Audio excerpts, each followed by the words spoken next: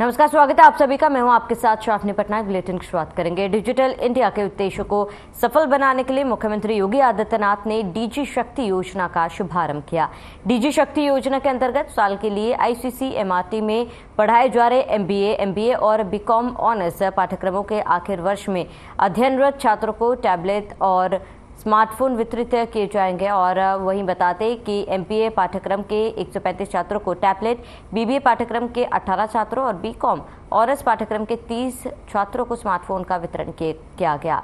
कार्यक्रम के मुख्य अतिथि के तौर पर सहकारिता राज्य मंत्री JPS राठौर ने शिरकत की और इस मौके पर कई गणमान्य लोगों ने शिरकत की। कार्यक्रम के अतिथियों का स्वागत निदेशक ICC-MRT आलोक दीक्षित ने किया। बता दें, ICC-MRT की स्थापना उत्तर प्रदेश सरकार और शीर्ष सहकारी संस्थाओं के सहयोग से साल 1978 में की गई। वर्तमान में संस्था द्वारा अधोलिखित पाठ्यक्रम संचालित किए जा रहे हैं।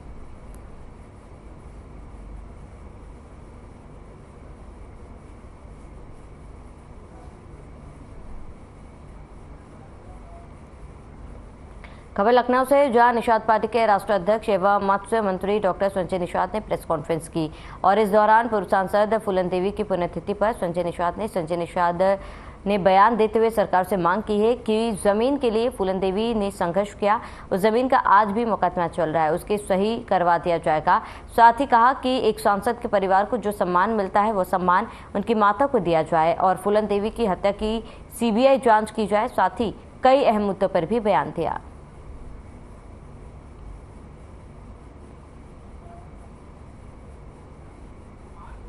देखिए, भारत का संविधान 1950 में बना है और संविधान बनाने में देश में एक संविधान सभा का चुनाव हुआ था और संविधान सभा के चुनाव में ये तय हुआ था कि कैसा होगा। और संविधान में एक आरक्षण की व्यवस्था की कि बड़े एक मजबूत घोड़ा एक कमज़ोर घोड़ा, अगर दोनों को एक ही टोकरी में बांध रखा जाएगा तो मजबूत वाले सारे चने खा जाएंगे। इसके लिए उन्होंने एक आरक्षण की व्यवस्था की थी कि जो कमज़ोर हैं उनके लिए अलग से व्यवस्था की जाए।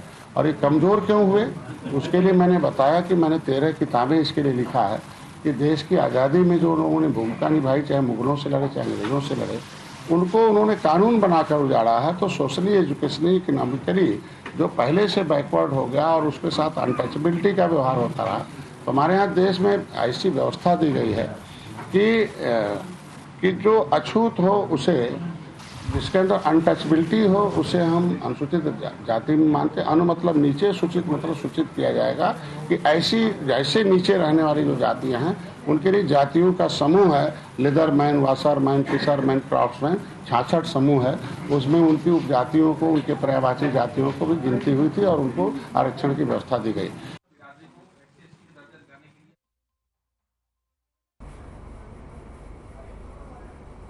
फूलन देवी की पुण्यतिथि पर संजय निषाद का बयान सामने है, जहां पर उन्होंने कहा कि फूलन देवी की हत्या की CBI जांच हो। मंत्री संजय निषाद ने प्रेस कॉन्फ्रेंस की और कहा कि पूर्व सांसद फूलन देवी की हत्या की हो CBI जांच। वहीं लखनऊ से सीतापुर जा रही ट्रेन की चपेट में आकर एक युवक की मौत हो गई। बताया जा रहा है कि युवक पटरी पार कर रहा था, तभी यह हादसा हो गया। जानकारी मिलने पर पहुंची पुलिस ने शव को पोस्टमार्टम के लिए भेजा। मामला बख्शी का तालाब थाना क्षेत्र के भोलापुरवा के पास का बताया जा रहा है।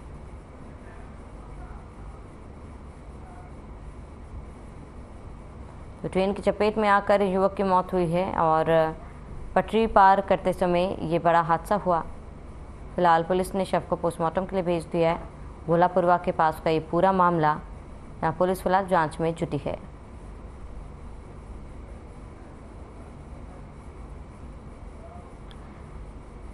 खबर कानपुर से, जहां मंडलायुक्त अमित गुप्ता ने कार्यभार संभालते ही एक प्रेस कॉन्फ्रेंस की। बताते कि अमित गुप्ता ने बताया है कानपुर के लिए प्राथमिकताएं हैं। कानपुर शहर की यातायात व्यवस्था को ठीक कराना और शहर में फैले दुकानों के बाहर अतिक्रमण मुक्त कराना। साथ ही बता दें कि बिजली समस्या को सुचारू रूप से चलाने और शहर को गड्ढा मुक्त करना, ये प्राथमिकता हमारी पहली।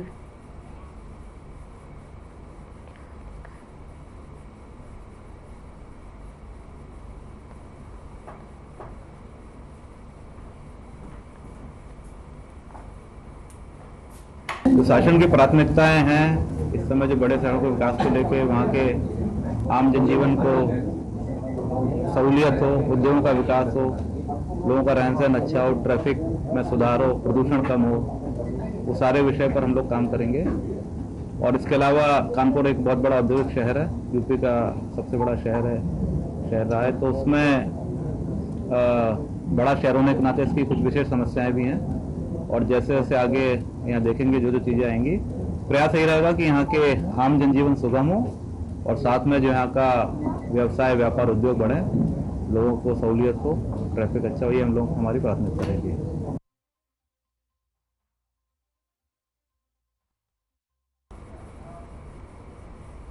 फजलगंज थाना क्षेत्र के चंदेल वाली गली में एक पति ने अपनी पत्नी पर धारदार हथियार से वार करके उसको मौत के घाट उतार दिया।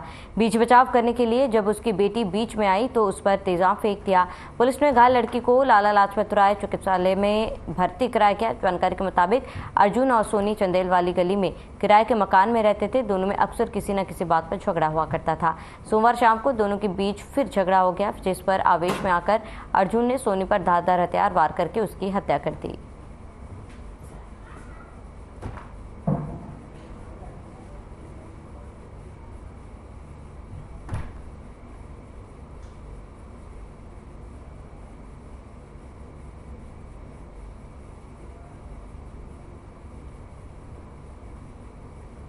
देखा क्या था, वो अंदर ताला लगाए थे तो बच्चे में गाली गलौज हो रही थी। बिटिया कह रही थी कि चिल्लाओ बचाओ बचाओ बचाओ, इसीलिए तो अंदर हम लोग देखा, खिड़की झाँक गए थे तो मारपीट हो रही थी अंदर। तो अभी हमने पुलिस को फोन लाया, 10-15 मिनट कम से कम 10-15 मिनट बाद कॉल लगी, तब देर से आई तो कांड हो गया। बस इससे पहले भी हुआ है, बहन लड़ाई झगड़ा तो दोनों में रोज होती थी।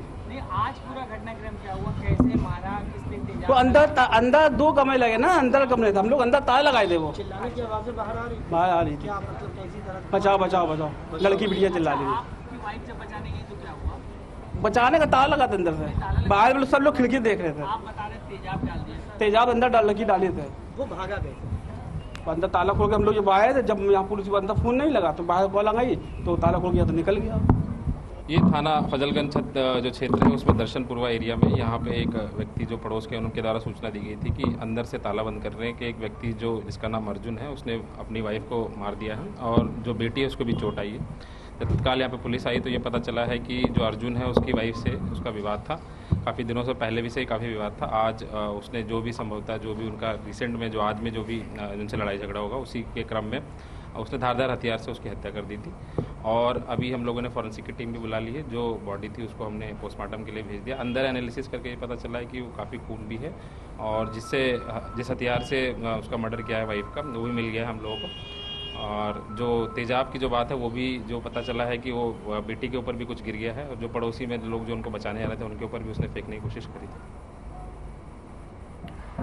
खबर कानपुर से, जहां तालाब में अर्धनग्न अवस्था में मिला कक्षा 8 की छात्रा का शव। ग्रामीणों ने परिजनों और पुलिस को शव मिलने की जानकारी दी है। वहीं शव मिलने से परिवार में हड़कंप मच गया। परिजनों का रो रो कर बुरा हाल है। मौके पर पहुंची पुलिस जांच में जुटी है।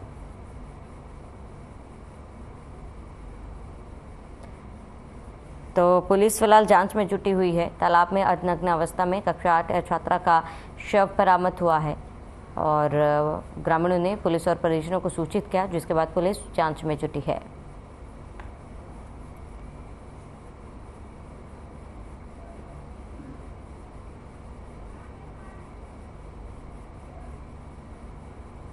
थाना चौबेपुर के गोगूमऊ गांव से लगभग 12:30-1 बजे के आसपास एक सूचना प्राप्त हुई, जिसमें यह बताया गया कि एक लड़की जिसकी उम्र लगभग 14-15 वर्ष है की तालाब में डूबकर मृत्यु हो गई है। सूचना प्राप्त होते ही पुलिस और सभी अधिकारी तुरंत मौके पर पहुंचे। मौके पर पहुंचकर आसपास पूछताछ की गई, जानकारी की गई। सबसे पहले ग्रामीणों की मदद से शव को बाहर निकाला गया। पूरी जानकारी करने में यह पता लगा कि इस जहां पर उस लड़की की मृत्यु हुई है, जहां पर वो डूबी है, 100 मीटर के दायरे में ही बहुत सारे लोग अपने खेतों में काम कर रहे थे। उनसे इसके बारे में पूरी जानकारी प्राप्त की गई।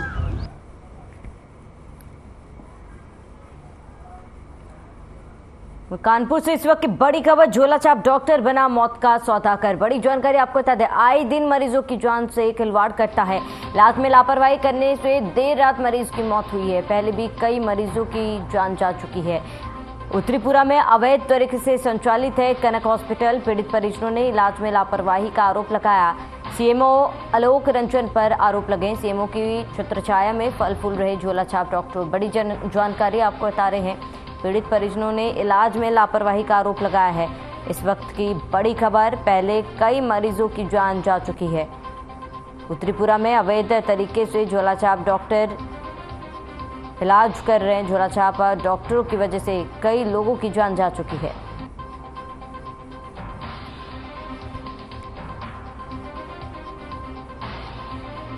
तो उत्तरीपुरा में अवैध तरीके से संचालित हो रहा है इलाज। झोला छाप डॉक्टर मौत का सौदागर बने हैं। पीड़ित परिजनों ने इलाज में लापरवाही का आरोप लगाया। सीएमओ आलोक रंजन पर लापरवाही का आरोप है। उनके छत्रछाया में ये झोला छाप डॉक्टर्स फल फूल रहे हैं।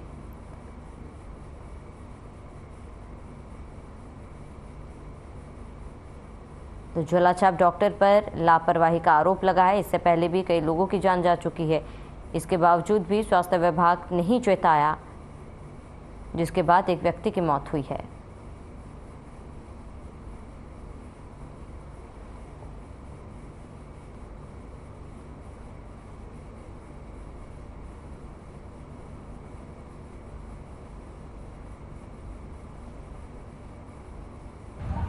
पापा की थोड़ी हालत खराब थी तो लेके आए भैया। तो ये बोले कौन सा हॉस्पिटल है? कनक। तो बोले कल सही हो जाएंगे, थोड़ी बीपी का लेंगे, बीपी लगाएंगे तो सही हो जाएंगे। हम लोग गाड़ी लेके आए, हम लोग गाड़ी करी तो कल सही है, वापस करा दी गाड़ी। और फिर जब वो खत्म हो गए तब कल फिर गाड़ी बुला, कल सही है ले जाओ इसको, आज डीजल हटा दिया।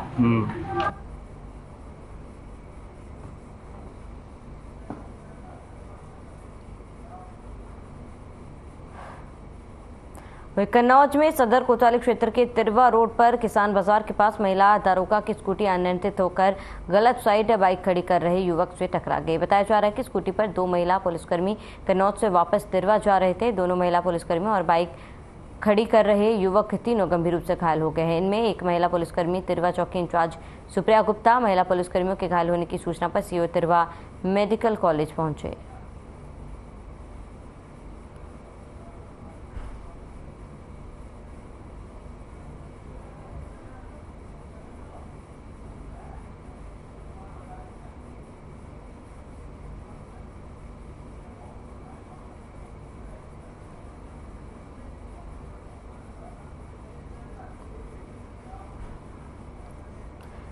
कन्नौज में लो वोल्टेज के चलते पानी की भीषण किल्लत हो गई और कई मोहल्लों में पानी की कमी देखी गई। बिजली के कम वोल्टेज आने के चलते नलकूप बंद है।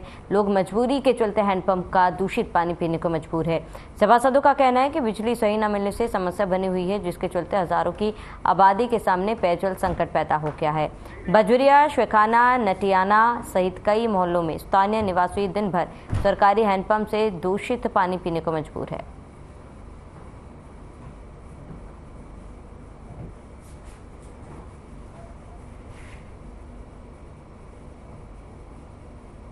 चेयरमैन साहब बराबर लगे हैं, सभासद लोग बराबर लगे, अशासी अधिकारी बराबर लगे हैं। पानी की सबसे बड़ी समस्या है वोल्टेज। नगर में वोल्टेज बहुत कम आ रहा है और वोल्टेज की वजह से मोटर चल नहीं पा रहे। हम लोग रात के 2-2 बजे तक उसको देखते हैं, चेकिंग कर रहे हैं, कोई गड़बड़ तो नहीं है, कोई ऑपरेटर गड़बड़ तो नहीं कर रहा है। लेकिन केवल व्यवस्था नगर में अगर है तो वोल्टेज की वजह से पानी की व्यवस्था गड़बड़ है। और दूसरी बात, जो ट्यूबवेल बंद पड़े थे उन ट्यूबवेलों पर चेयरमैन साहब के प्रयास से वो ट्यूबवेल दोबारा प्रयास करके चालू कराए जा रहे हैं। बाकी 2 ट्यूबवेल जो बिल्कुल मुर्दा पड़े थे, चेयरमैन साहब ने उसको प्रयास करके चालू करा दिया है, मोहम्मदिया वाला और हुमैरा वाला। तो ये ट्यूबवेल जो बढ़े हैं उससे पानी की समस्या भी हल होगी। हमारे पास नगर में 38 ट्यूबवेल हैं और 14 पानी की टंकियां हैं। सभी सुचारू रूप से चल रही है, कहीं कहीं तो समस्या आती है। नगर में लगातार वोल्टेज की प्रॉब्लम है, जिसकी वजह से पानी की सप्लाई हम नहीं दे पा रहे हैं। हमारी मोटरें चल नहीं पाती हैं। कभी कभी वोल्टेज बिल्कुल नहीं आता है और कभी कभी इतना तेज आता है कि मोटर फट जाती है। क्या प्रयास किया जा रही है? प्रयास पूरा किया जा रहा है। एक्शन साहब से भी बात की गई है। जहाँ जहाँ मोटरें खराब हो रही है उसको तत्काल, रात में भी हमें जानकारी मिलती तो रात में भी हमारी टीम लग के कार्य कर रही है। खबर कन्नौज से, जहां नए इलाकों में गंगा की बाढ़ का पानी घुसने से लोगों को खासी परेशानियों का सामना करना पड़ रहा है। वहीं हजारों बीघा धान और सब्जियां बाढ़ के पानी से जलमग्न हुई। किसानों का खेती से लाखों का नुकसान हो रहा है। लगातार बढ़ते पानी से ग्रामीण दहशत में है। नरोरा से लगातार पानी छोड़े जाने से बाढ़ का संकट बना हुआ है। जिले में खतरे के निशान से 65 सेमी ऊपर बह रही गंगा में पानी।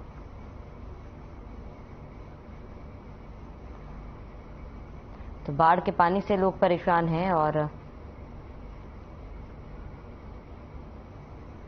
बाढ़ के पानी के कारण फसलें भी बर्बाद हुई। खतरे के निशान के ऊपर गंगा बहने से लोगों को खासा परेशानियों का सामना करना पड़ता है।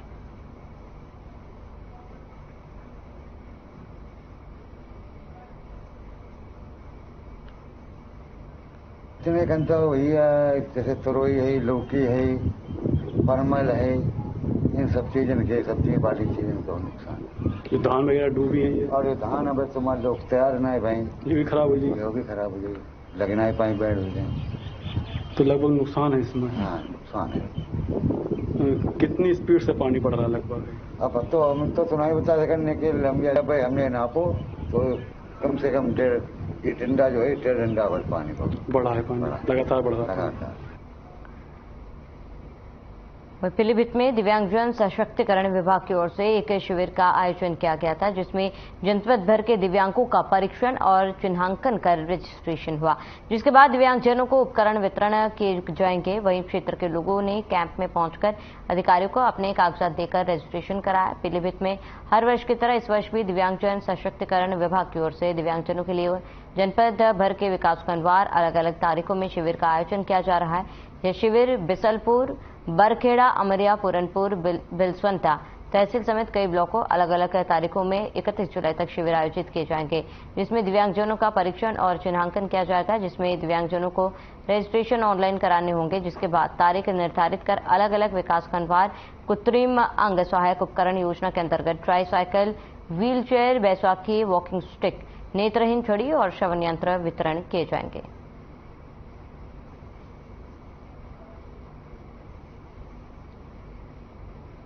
दिव्यांगजन सशक्तिकरण विभाग उत्तर प्रदेश द्वारा कृत्रिम अंग निर्माण योजना के अंतर्गत उत्तर प्रदेश शासन द्वारा ये स्कीम के तहत दिव्यांगजनों को कृत्रिम पैर, कृत्रिम हाथ, tricycle, wheel chair, Vaisakhi, hearing aid वगैरह का हम लोग चिन्हांकन आज ब्लॉक मुख्यालय कर रहे हैं, जो आज 20 तारीख से लगा करके और 30 तारीख तक चलेगा।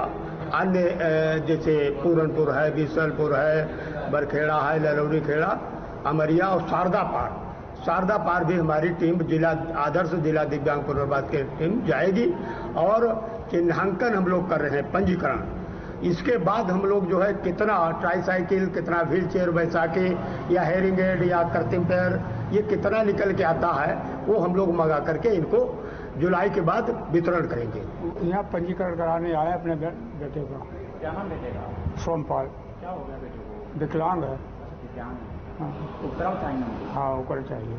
हो गया रजिस्ट्रेशन? हो गया। मैं दिव्य पंजीकरण के मामले में सर इनका जैसे वो बनवाना है सर्टिफिकेट विकलांग वाला। लेने आए? हाँ जी।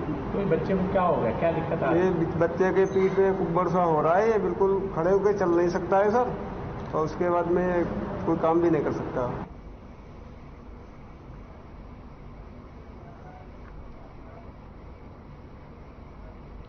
यूपी एटीएस विंग को बड़ी सफलता हाथ लगी, जहां सहारनपुर में एक हफ्ते के अंदर दूसरी बड़ी कार्रवाई करते हुए यूपी एटीएस ने सहारनपुर के मंडी थाना इलाके से म्यांमार के रहने वाले 2 रोहिंग्या नागरिकों को गिरफ्तार किया। दोनों ही एक कमेले में काम करते थे और 10 सालों से अपनी पहचान छुपाकर यहां रह रहे थे। इससे पहले भी यूपी एटीएस सहारनपुर से देश विरोधी गतिविधियों में शामिल कई संदिग्धों को गिरफ्तार कर चुकी है।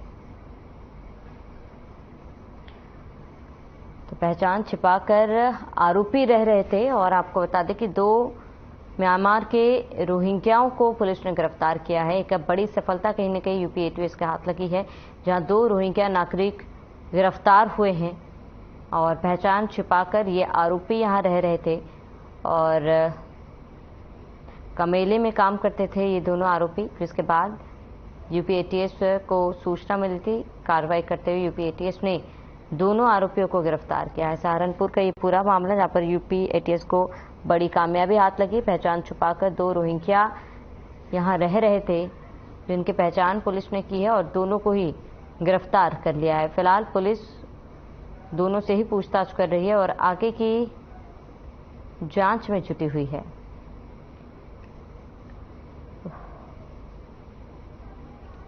तो बड़ी सफलता यूपी एटीएस को हाथ लगी। 2 रोहिंग्या नागरिक गिरफ्तार हुए हैं, जहां पहचान छिपाकर दोनों आरोपी रह रहे थे। फिलहाल दोनों की गिरफ्तारी हो चुकी है और पुलिस दोनों से पूछताछ कर रही है।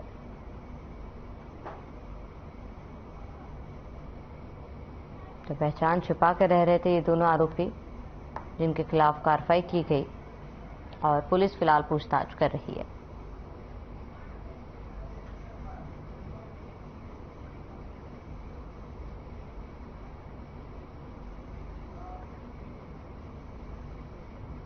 सीतापुर में हाईवे पर रफ्तार का कहर देखने को मिल रहा है। हादसे में एक कंडक्टर की मौत हो गई, जबकि ड्राइवर की हालत नाजुक बनी हुई है। बताते हैं कि बीकेटी सीतापुर हाईवे भैसामाऊ क्रॉसिंग के सामने उस वक्त बड़ा हादसा हो गया जब सीतापुर जा रहे कंटेनर के पीछे मोरंग लदा डंपर जा घुसा। बताया जा रहा है कि सीतापुर जा रहे कंटेनर को ओवरटेक कर रहे डंपर ड्राइवर की लापरवाही के चलते यह हादसा हुआ है। हादसा होने की वजह से सीतापुर हाईवे पर लंबा जाम लग गया। सूचना के बाद NH-24 के एक कर्मचारी समेत बीकेटी थाने की पुलिस मौके पर पहुंची। डंपर को जेसीबी से काटकर शव को बाहर निकाला गया। साथ ही घायल ड्राइवर को इलाज के लिए अस्पताल में भर्ती कराया गया।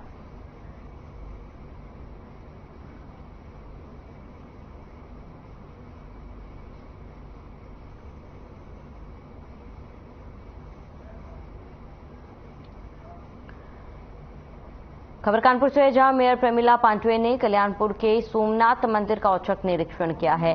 दरअसल आपको बता दें, मंदिर की जगह पर अवैध रूप से कब्जे की शिकायत पर निरीक्षण किया और इस बीच मेयर के साथ नगर निगम के अधिकारी के साथ पार्षद और क्षेत्रीय जनता भी मौजूद रहे।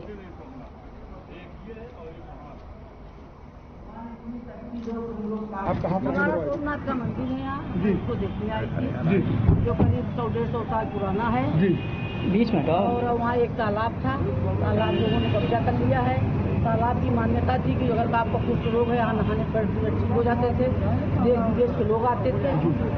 अब वो लोग बंद हो गया। अब हम उसको तहसील से कागज मंगवाएंगे, अपने नगर निगम से कागज निकलवा।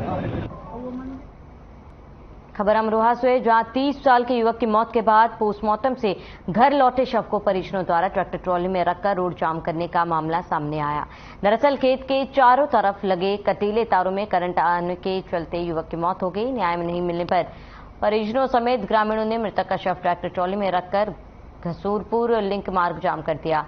दूध मुहे बच्चे को लेकर भारी संख्या में ग्रामीण महिला भी घटनास्थल पर पहुंची, जहां आक्रोशित परिजनों समेत ग्रामीणों ने पुलिस से न्याय दिलाने की गुहार लगाई। आला अधिकारियों के मौके पर नहीं पहुंचने से भी परिजन नाराज थे।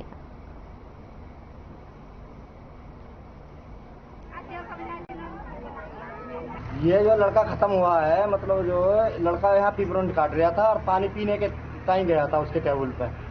उसे ना मतलब जो कटीले वाले तार पे, मतलब जो कटीले वाले तार बांध लेते हैं उस पर करंट छोड़ रखा था और करंट छोड़ने के कारण मतलब जो रोज ही मतलब जो उसके करंट पूरा हो रहता था।